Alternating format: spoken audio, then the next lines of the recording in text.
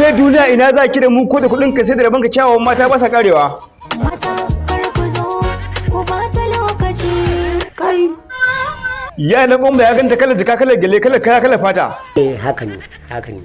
To kina ina kun mana yan kasuwa kan mawar sarki ga kuɗi ga wanka ko shigar ki mata nuna. Kai. Ya dan gomba kana son ganin fuskar ta. Haka ne. Nawa zaka biya to kaga komai da komai. Ka me yake damun ka ne hakan nan ne? Babu abin da yake damuna ita ma biya ta yi.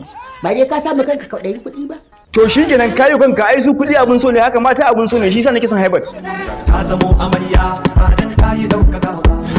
Ta zamo amarya ba domin ta fi kyau ba. Ka me yake damun ka ne hakan nan ne? A ayyuni mai zan ce.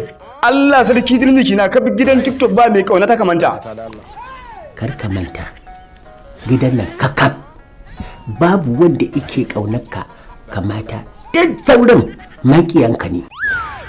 Kai kana nufin haibar ba da suna me yasa ba ga ba? A kyale ka ne nan bangaren ka ne. To shikenan bara in nuna wa fuskar ta kura su ne kalla gani.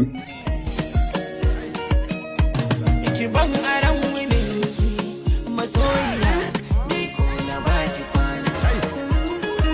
Ba da ban ganin ido ba amini.